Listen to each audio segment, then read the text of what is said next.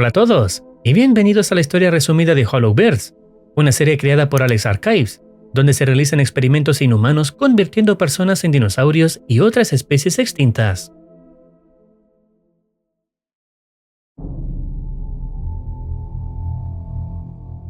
El primer video se llama Dientes Nuevos, metraje encontrado.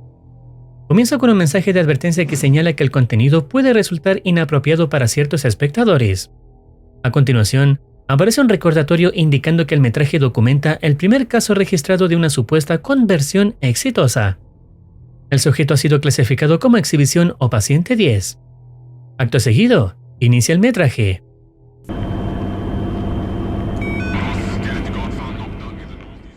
Se muestra lo que parece ser un oficial conduciendo un vehículo. A través de la radio, se le informa que un guardia de seguridad fue encontrado inconsciente cerca de la esquina noreste del parque y que el sospechoso fue visto por última vez vistiendo una camiseta violeta, dirigiéndose al sitio del SCT. Se da la orden de no eliminar al sujeto, sino de capturarlo. El camarógrafo desciende del vehículo para inspeccionar la zona. Equipado con una linterna, se adentra en un sendero rodeado de árboles y oscuridad. El silencio predomina, solo se oyen sus pasos, el viento y los insectos. Durante gran parte de la grabación se le ve caminando, hasta que el camino se ve bloqueado. Decide rodear la zona en busca de otra vía de acceso. La búsqueda se interrumpe al encontrar a una persona en el suelo, vestida como el sujeto buscado. El hombre desvía la mirada para sacar su teléfono del bolsillo, pero al volver a mirar, la figura ya no está allí.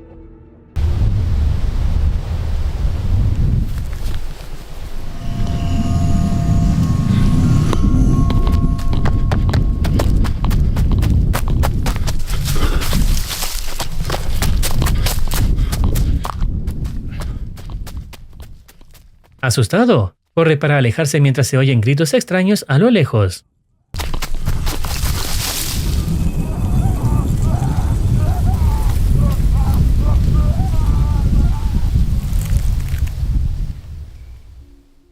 Se detiene un momento, intenta calmarse y decide volver hacia donde escuchó los gritos. Allí encuentra el cuerpo sin vida de un trabajador. Lo peor es que no es lo único que encuentra.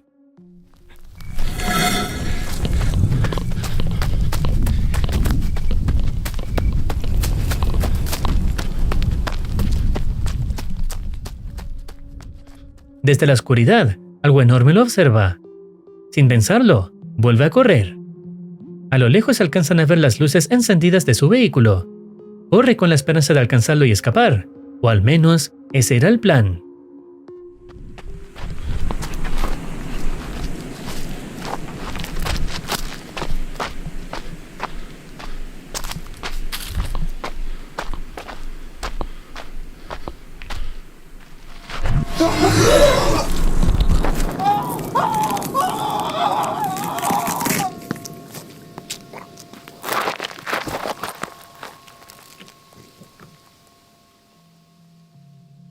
La grabación finaliza con un recorte de periódico que dice: "Donde vagan los monstruos, un tipo diferente de parque de juego".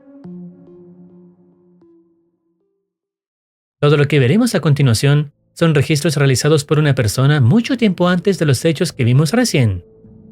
En el primer registro, un joven se toma un momento para hacer un dibujo, el cual muestra en pantalla una vez terminado. Hey Anna, here's today's drawing.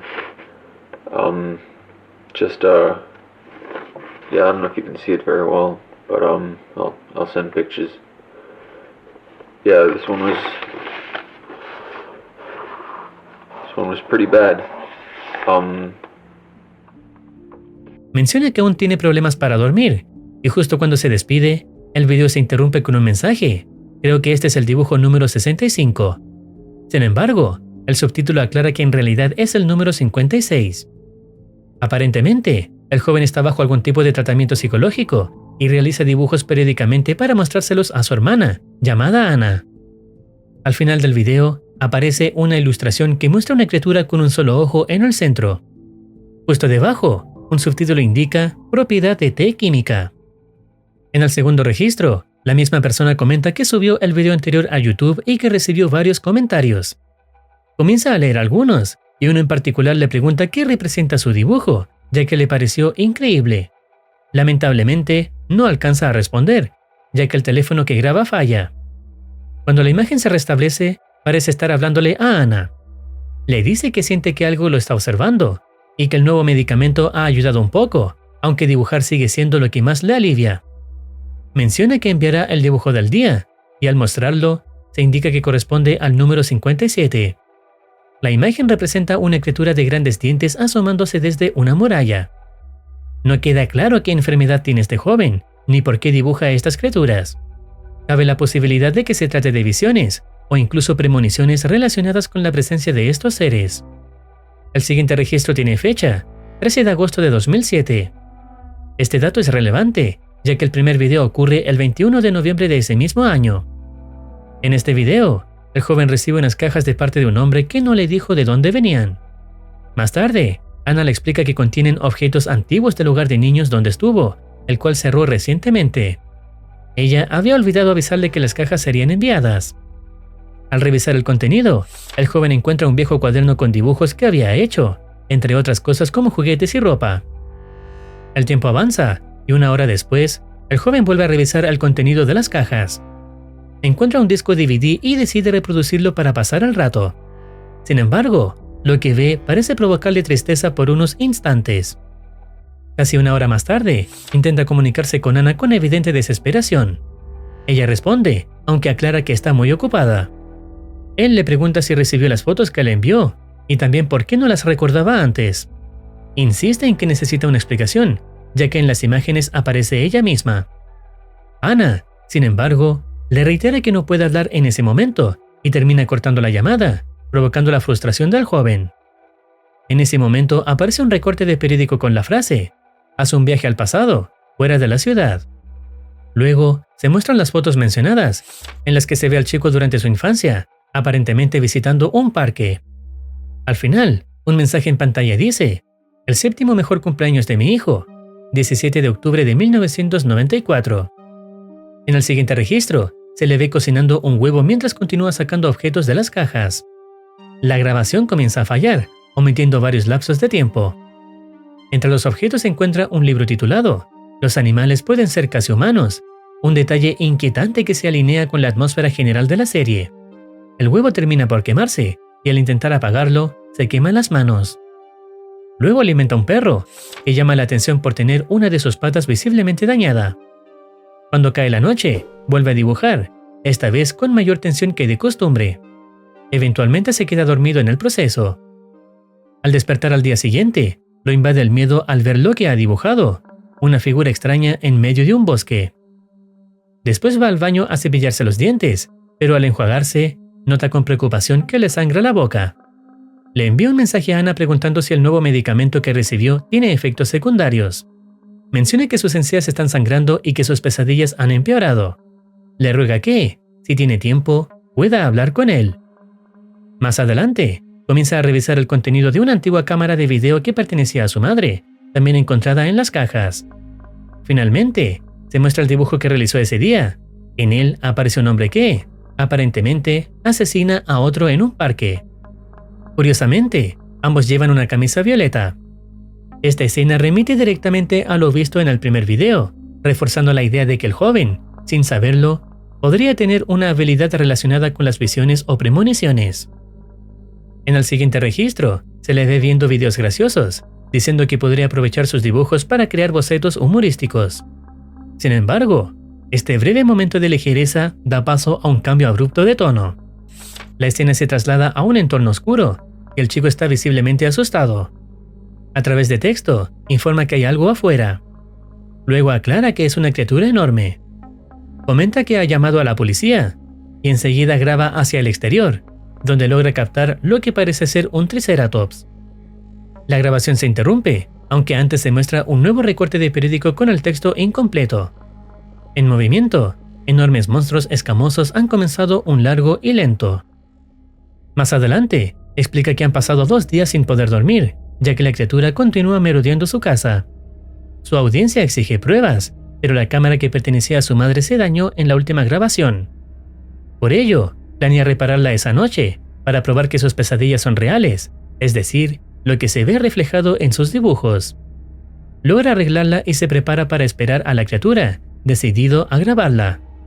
Menciona que no puede volver a llamar a la policía sin pruebas, insinuando que antes no le creyeron. Pasa la noche afuera, y cuando el reloj marca las 1:06 a.m., se percibe movimiento.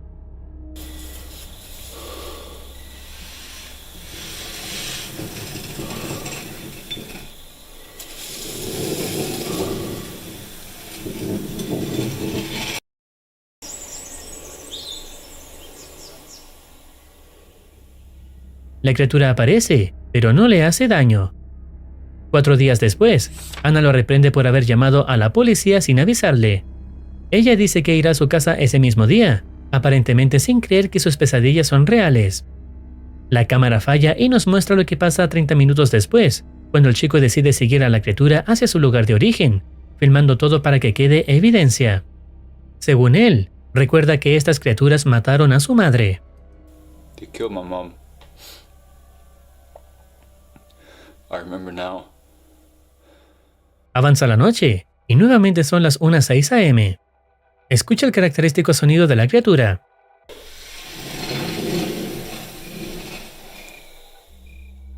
Equipado con su cámara y una linterna, sigue el rastro por el bosque. En su camino, encuentra una zapatilla solitaria en medio de la nada, lo que le da la impresión de estar cerca de su destino. Finalmente, logra encontrar a la criatura y se oculta para observarlo de cerca. Pero justo en ese momento, algo interrumpe la escena.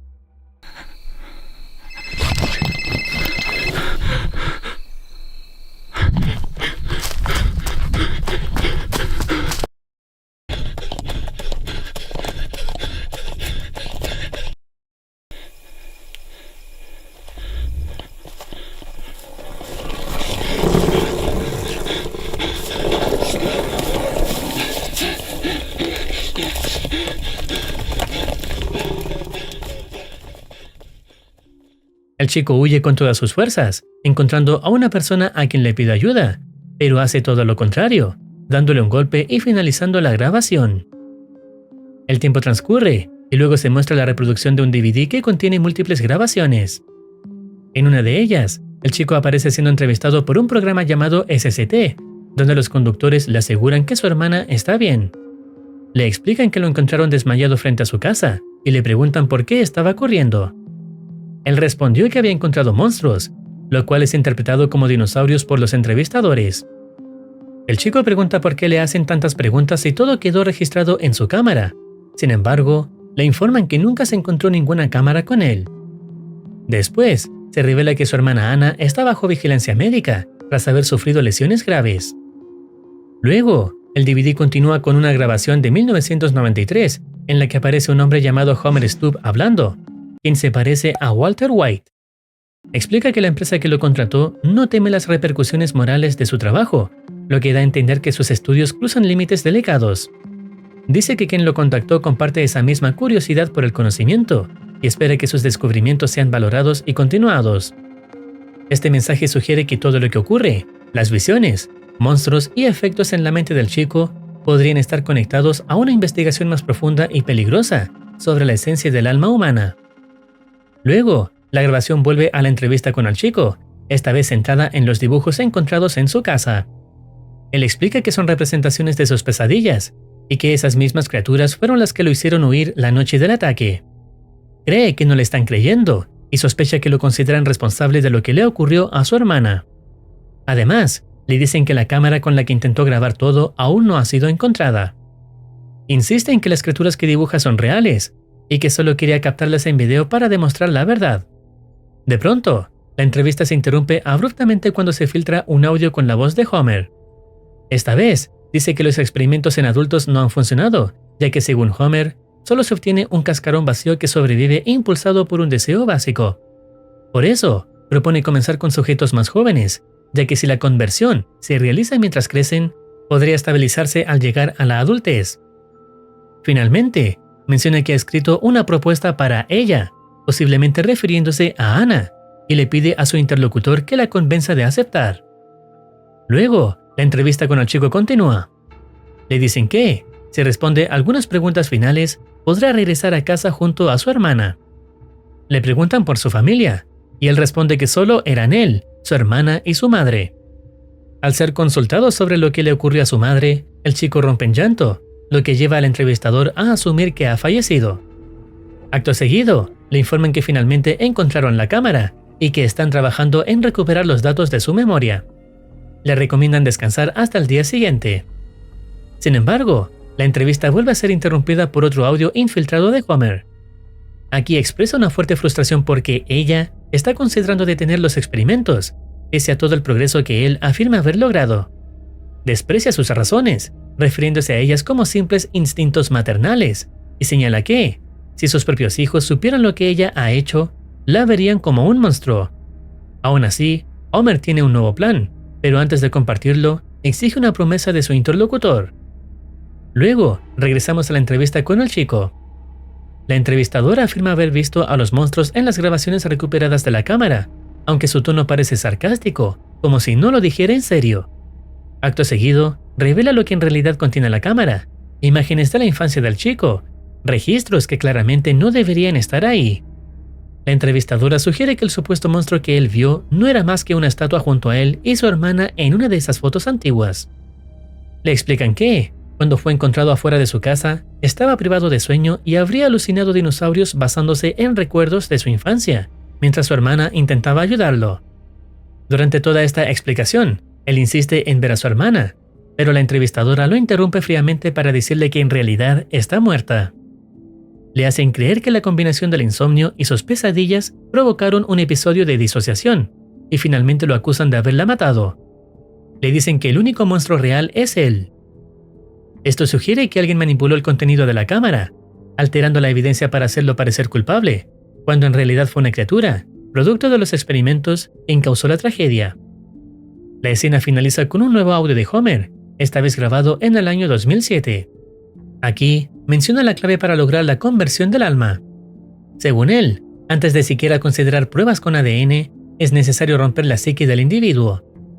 Explica que, para convertir el alma, primero hay que quebrar la mente, y que no hay nada más efectivo para lograr eso que un cambio drástico y repentino en la vida de una persona. Es decir, Homer ve el trauma como una herramienta para debilitar la identidad de una persona y abrir el camino para manipular su esencia, o incluso transformarla. Luego se revela que los siguientes eventos ocurrieron entre el 17 de septiembre y el 20 de noviembre de 2007.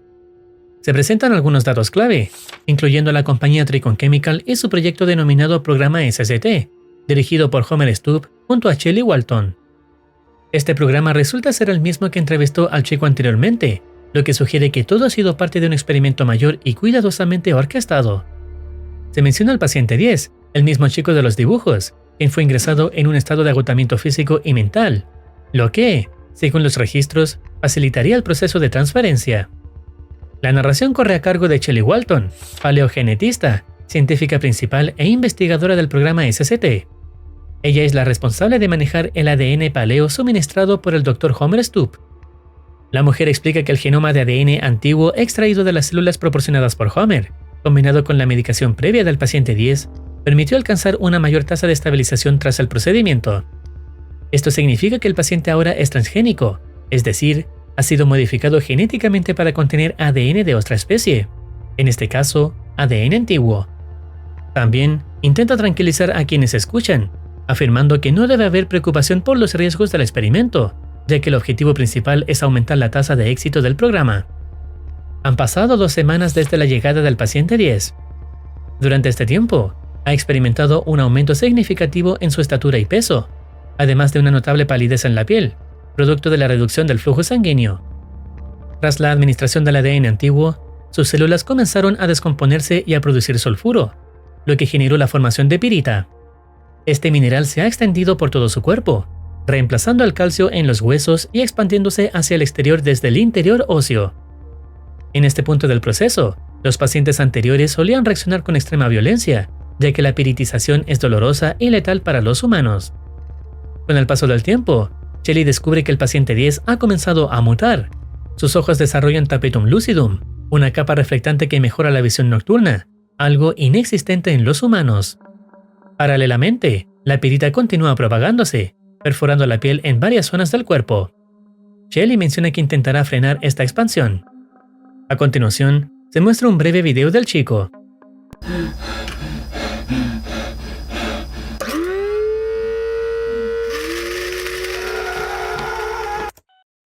Una semana y media después, el paciente ha crecido casi 15 centímetros más y su peso también ha aumentado de forma significativa. En esta entrada, Shelly aclara que aún se desconoce con exactitud qué tipo de ADN antiguo se utilizó, por lo que no puede prever hasta qué punto evolucionará físicamente. Solo se sabe que el material genético probablemente provenga del periodo Cretácico. Finalmente, por solicitud de Homer, Shelly interroga al chico con la intención de provocar alguna reacción observable. How are you feeling? I've been asked to speak with you, if you don't mind. Shelly se dirige al chico con un tono frío y manipulador, fingiendo interés por su estado, pero rápidamente revela su intención real, quebrarlo emocionalmente. Menciona que su madre, su hermana y Homer tenían grandes expectativas puestas en él, pero que terminó siendo otro fracaso. Luego, le muestra una piedra, la misma que está creciendo bajo su piel, y le revela que proviene de un Triceratops, que fue destruido la misma noche en que uno de los experimentos lo atacó. Insinúa que el chico podría haber salvado a su hermana, pero eligió salir esa noche, dejándola sola para morir, culpándolo directamente por su muerte. Finalmente, le da un ultimátum: morir por la enfermedad o mostrar lo que realmente es, como si esperara que el chico abrace la transformación en algo inhumano. La conversación finaliza, y Shelly anuncia que el paciente 10 será aislado hasta que sucumba por completo a la etapa final de su enfermedad. En un tono clínico y deshumanizador, admite que aunque esperaba un gran avance con él, el conocimiento de Homer Stubb resultó ser un fracaso. En lugar de un logro científico, solo crearon a un niño roto que cree ser un monstruo. La grabación se corta, y a continuación se muestra al paciente 10, ya casi completamente transformado, aparentemente escapando de las instalaciones.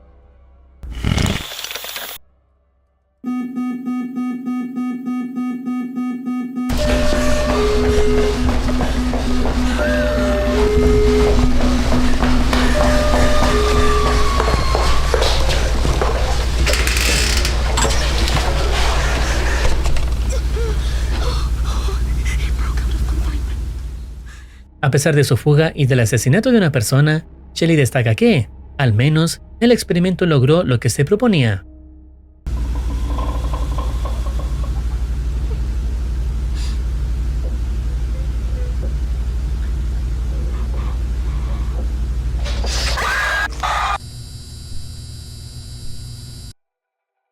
La siguiente grabación muestra al paciente 10 escapando hacia el exterior y adentrándose en un enorme parque. La fecha coincide con un día antes del primer video de esta serie, lo que conecta cronológicamente los eventos. Mientras avanza, se interna aún más en el parque, encontrando estatuas de dinosaurios, lo que indica que ha llegado al mismo lugar que visitó durante su infancia. Sin embargo, hay momentos en los que es difícil asegurar que esas figuras sean solo estatuas.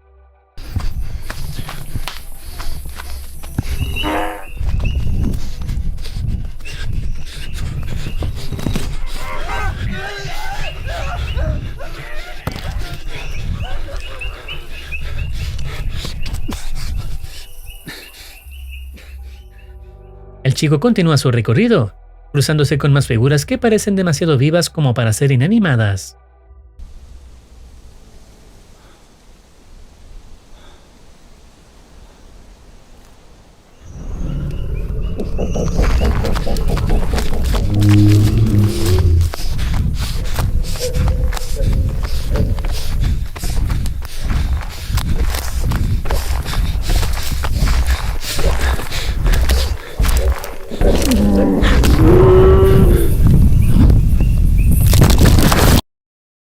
La grabación se interrumpe y retoma al amanecer. El paciente 10 está tirado en el suelo, inconsciente, hasta que es encontrado por un perro, el mismo que había alimentado en su video anterior. Despierta lentamente y afortunadamente no le hace daño al animal. A pesar de su debilidad, sigue caminando por el sendero. Finalmente, llega a su casa, donde encuentra manchas de sangre, los restos de su hermana Anna. El lugar está hecho un desastre debido al ataque de la criatura.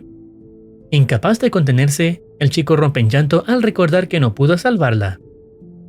Al recoger un sombrero del suelo, se revela que su mano está casi completamente transformada. Luego, encuentra un disco etiquetado como Rex, el nombre real del chico, y lo reproduce. Before you hear this, I just want you to know, Rex, none of this is your fault. You need to know that, okay? En la grabación, su hermana revela información crucial. Su madre trabajaba para la empresa Tricon Chemical, la misma detrás de los experimentos. Explica que la compañía está enfocada en resucitar especies extintas y que su madre estuvo involucrada en actos de lo que no estaría orgullosa, aunque en algún momento intentó detenerlo por el bien de sus hijos, pero ya era demasiado tarde. Pull the plug, not after how far I've come, and for what? Motherly instincts. Le recuerda a Rex el día que visitaron el parque y lo emocionado que estaba por ver dinosaurios, pero le confiesa que esas criaturas no eran dinosaurios, sino personas transformadas, y le confirma que sus pesadillas eran reales. También revela que ese día alguien se llevó a su madre, aunque ella nunca dejó de luchar por Rex. And that day, he took her. Lamenta no haberle contado la verdad antes, pero cuando Rex comenzó a enfermar, acudió a la única ayuda que conocía, sin saber realmente con quién se estaba metiendo, diciendo indirectamente que lo llevó a donde hacían los experimentos. Concluye diciendo que nunca se trató de dinosaurios y que para ese hombre, Rex siempre fue solo una idea secundaria o un experimento. Luego, le reafirma su amor diciéndole que siempre será su hermano y que siempre estará para él. Tras escuchar la grabación, Rex comienza a preparar una tumba en honor a su hermana y su madre, mientras de fondo suena una canción compuesta por su madre especialmente para él. El día avanza lentamente y al atardecer, Rex termina su homenaje en completa soledad. A continuación, aparecen recortes de periódicos con titulares inquietantes. Los dinosaurios están al acecho. Los dinosaurios aún deambulan. Nueva teoría sobre la extinción de los dinosaurios. Otro fragmento informa. El último gran carnívoro entre los dinosaurios, el T-Rex, alcanzaba los 15 metros de largo y tenía dientes de 200 milímetros. El video concluye aquí, con el creador confirmando que esta es la conclusión de la serie. Al menos, sabemos lo que ocurre al día siguiente, que fueron los acontecimientos del primer video. No obstante, el creador también anunció que habría una segunda temporada, la cual expandirá aún más el universo de la historia, pero no será pronto, considerando que mencionó esto el 17 de abril de 2025. La serie cuenta la trágica historia de Rex, un niño marcado por los secretos de su madre, una científica que trabajaba en una empresa que resucitaba especies extintas. Lo que parecía un parque temático con dinosaurios era en realidad un experimento con humanos transformados.